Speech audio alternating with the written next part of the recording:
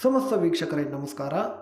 ದಿನಾಂಕ 26/3/2024 ರಾಜ್ಯದಲ್ಲಿ ಇಂದು ಅಡಿಕೆಯ ಬೆಲೆ ಏನಾಗಿದೆ ಅಂತೇಳಿ ಈ ಒಂದು ವಿಡಿಯೋದಲ್ಲಿ ನೋಡೋಣ.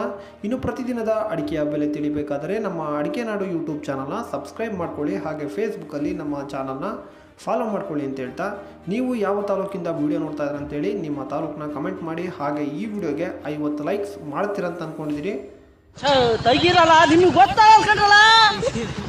ಸೊ ಲೈಕ್ ಮಾಡಿ, ಹಾಗೆ ನಿಮ್ಮ ಸ್ನೇಹಿತರಿಗೆ ಶೇರ್ ಮಾಡಿ.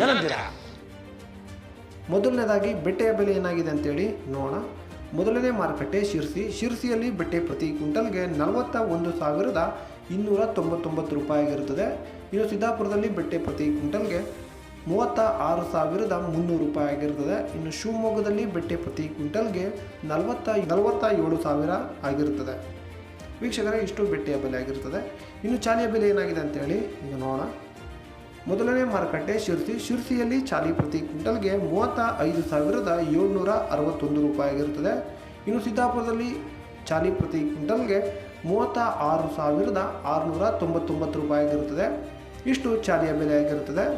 ಶಿವಮೊಗ್ಗದಲ್ಲಿ ಗೊರಬಲು ಪ್ರತಿ ಕ್ವಿಂಟಲ್ಗೆ 34,107 ರೂಪಾಯಿ ಆಗಿರುತ್ತದೆ. ಹಾಗೆ ಸರಕು ಪ್ರತಿ ಕ್ವಿಂಟಲ್ಗೆ 82,610 ರೂಪಾಯಿ ಆಗಿರುತ್ತೆ. ವೀಕ್ಷಕರೇ, ದಯವಿಟ್ಟು ನಮ್ಮ ಚಾನಲ್ನ ಯಾರೆಲ್ಲ ನೋಡ್ತಾ ಇದ್ರೋ ದಯವಿಟ್ಟು ಸಬ್ಸ್ಕ್ರೈಬ್ ಮಾಡ್ಕೊಳ್ಳಿ, ಫೇಸ್ಬುಕ್ಕಲ್ಲಿ ಫಾಲೋ ಮಾಡ್ಕೊಳ್ಳಿ, ಸಪೋರ್ಟ್ ಮಾಡಿ ಅಂತ ಹೇಳ್ತಾ ಈ ಒಂದು ವಿಡಿಯೋದ ಮುಖಾಂತರ ನಿಮ್ಮ ಹತ್ರ ಕೇಳ್ಕೊತಾ ಇದ್ದೇನೆ. ಈಗ ರಾಶಿಯ ಬೆಲೆ ಏನಾಗಿದೆ ಅಂತೇಳಿ ನೋಡೋಣ. ಮೊದಲನೇ ಮಾರುಕಟ್ಟೆ ಚಿತ್ರದುರ್ಗದಲ್ಲಿ ರಾಶಿ ಪ್ರತಿ ಕ್ವಿಂಟಲ್ಗೆ 47,689 ರೂಪಾಯಿ ಆಗಿರುತ್ತದೆ.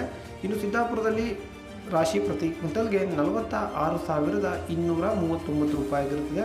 ಶಿರ್ಸಿಯಲ್ಲಿ ರಾಶಿ ಪ್ರತಿ ಕ್ವಿಂಟಲ್ಗೆ 46,609 ರೂಪಾಯಿ ಆಗಿರುತ್ತದೆ. ಇನ್ನು ಶಿವಮೊಗ್ಗದಲ್ಲಿ ರಾಶಿ ಪ್ರತಿ ಕ್ವಿಂಟಲ್ಗೆ 48,319 ರೂಪಾಯಿ ಆಗಿರುತ್ತದೆ. ಭೀಮ್ ಸಮುದ್ರದಲ್ಲಿ ರಾಶಿ ಪ್ರತಿ ಕ್ವಿಂಟಲ್ಗೆ 48,000 ಆಗಿರುತ್ತದೆ. ವೀಕ್ಷಕರೇ, ಇಷ್ಟು ರಾಶಿಯ ಬೆಲೆ ಆಗಿರುತ್ತದೆ. ಈಗ ನ್ಯೂ ವೆರೈಟಿಯ ಬೆಲೆ ಏನಾಗಿದೆ ಅಂತ ಹೇಳಿ ನೋಡೋಣ. ಬಂಟ್ವಾಳದಲ್ಲಿ ಇಂದು ನ್ಯೂ ವೆರೈಟಿ ಪ್ರತಿ ಕ್ವಿಂಟಲ್ಗೆ 36,500 ರೂಪಾಯಿ ಆಗಿರುತ್ತದೆ. ಇನ್ನು ಪುತ್ತೂರಿನಲ್ಲಿ ನ್ಯೂ ವೆರೈಟಿ ಪ್ರತಿ ಕ್ವಿಂಟಲ್ಗೆ 36,500 ರೂಪಾಯಿ ಆಗಿರುತ್ತದೆ.